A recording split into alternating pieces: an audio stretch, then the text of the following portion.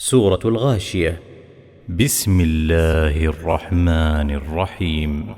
هل أتاك حديث الغاشية وجوه يومئذ خاشعة عاملة ناصبة تصلى نارا حامية تسقى من عين آنية ليس لهم طعام إلا من ضريع لا يسمن ولا يغني من جوع وجوه يومئذ ناعمة لسعيها راضية في جنة عالية لا تسمع فيها لاغية فيها عين جارية فيها سرر مرفوعة وأكواب موضوعة ونمارق مصفوفة وزرابي مبثوثة أفلا ينظرون إلى الإبل كيف خلقت